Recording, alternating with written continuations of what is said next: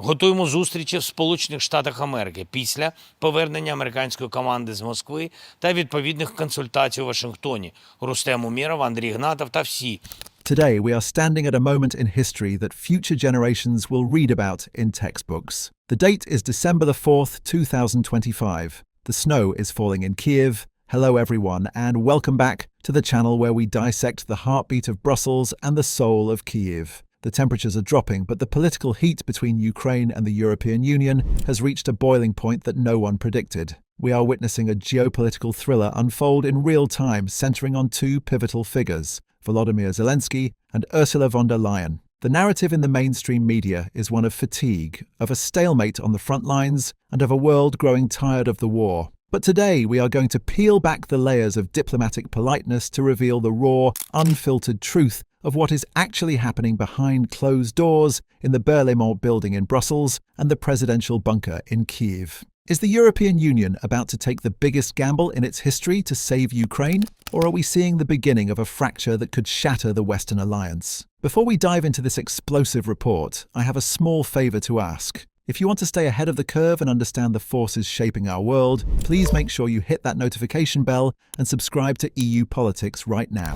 Trust me, you do not want to miss what we have coming up in the next few weeks. Let's set the scene. It has been nearly 4 years since the full-scale invasion began. The geopolitical landscape of late 2025 is drastically different from when this war started. The United States' foreign policy has shifted, placing an unprecedented burden on Europe's shoulders. And right now, all eyes are on the President of the European Commission, Ursula von der Leyen. She has staked her entire political legacy on one promise, that Europe will stand with Ukraine for as long as it takes. But what does as long as it takes mean when the coffers are running low, populist voices across the continent are screaming for a ceasefire? This week we received insider information regarding a massive, unprecedented financial mechanism that von der Leyen is pushing through, a move that effectively declares economic war on Russia to save Zelensky's government from collapse. We are talking about the finalization of the frozen asset strategy. For years, we talked about the $300 billion of Russian central bank assets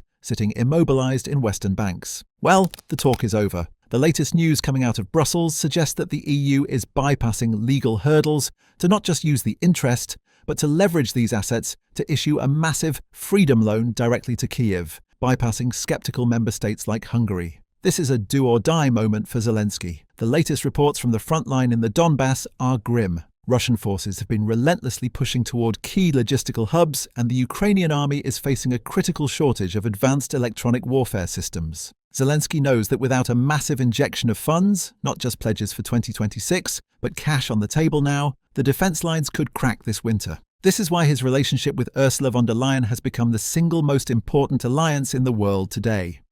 It's no longer just professional, it's a partnership of survival. When Ursula visited Kyiv just a few days ago, cameras caught a moment of intense private conversation between them, far away from the microphones. Lip readers and analysts suggest the conversation wasn't about tanks or jets, but about guarantees. Zelensky is demanding guarantees that if the US pulls back, Europe will fill the void. And Ursula is trying to deliver. But can she? That is the billion-euro question. Let's look at the opposition she faces. Inside the EU, the political climate is fracturing. We have seen the rise of far-right and far-left parties in key member states who are openly questioning the sanctions regime. They argue that Europe's economy is bleeding out, that energy prices are too high for the average German or French manufacturing worker, and that this war is unwinnable. Ursula von der Leyen is fighting a war on two fronts, one against Putin's aggression and another against the internal crumbling of European unity. Yet, in what can only be described as a masterstroke of political maneuvering, she has managed to keep the bloc together this far. The latest news is that the Commission is preparing a winter survival package that goes beyond money. It involves the direct integration of Ukraine's energy grid with the European network to a degree never seen before. Russia has been targeting Ukraine's transformers and power plants with renewed viciousness this month, trying to freeze the population into submission. The EU's response? They are effectively turning the European grid into Ukraine's backup battery.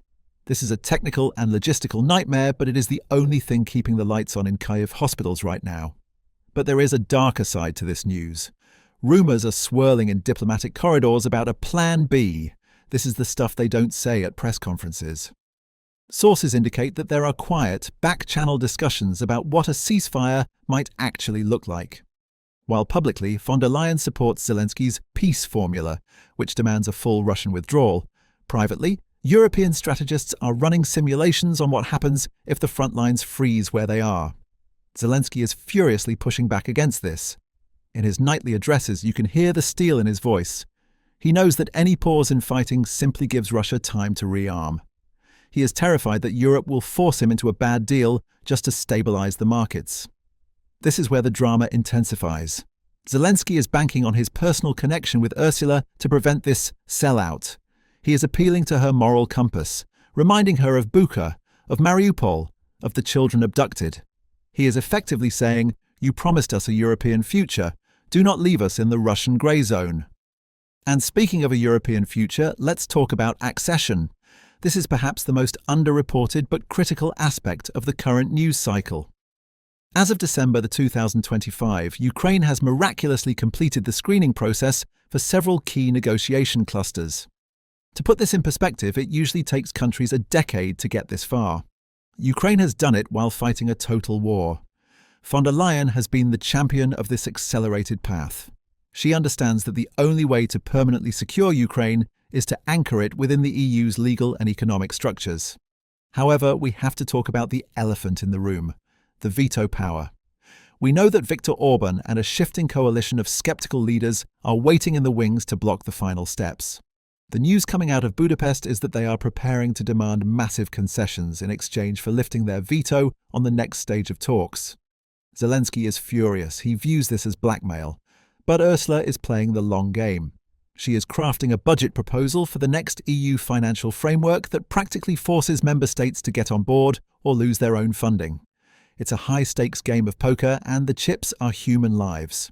We must also analyse the military-industrial capacity. For the first 2 years of the war, the headline was that Europe didn't have enough shells. Now, in late 2025, the narrative has shifted. The European Defence Industrial Strategy launched by the Commission is finally bearing fruit. Factories in the Czech Republic, Germany, and widespread joint ventures in Ukraine itself are churning out ammunition at rates not seen since the Cold War. Von der Leyen has pushed for the EU to become a war economy in all but name. This is a massive cultural shift for an organisation founded on peace. She is arguing that to protect peace, Europe must be armed to the teeth. Zelensky has welcomed this, but he argues it's still too slow. The drone coalition, led by several EU states, is now supplying Kyiv with thousands of FPV drones monthly, but the Russians are adapting. The tech war is evolving faster than the bureaucracy in Brussels can sign checks. This is the friction point. Zelensky needs speed. The EU is built on consensus and paperwork. Let's take a moment to understand the psychology here. Zelensky looks tired. If you watch the recent footage of his meeting with the EU delegation, the fatigue is etched into his face. He has been carrying the weight of the world for years. He is watching his cities turn to rubble while politicians in the West debate fiscal rules. On the other side, Ursula von der Leyen is under immense pressure to show results. She is facing criticism that she has overstepped her mandate, that she is acting more like a Queen of Europe than a Commission President.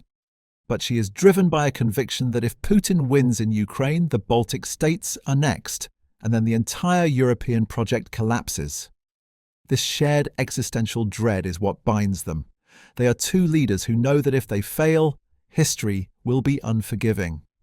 If you are finding this deep dive into the hidden mechanics of European power fascinating, and you want to support independent analysis that cuts through the noise, please take a second to smash that like button and subscribe to IU Politics. Your subscription helps us dig deeper and bring you the stories the mainstream media often ignores.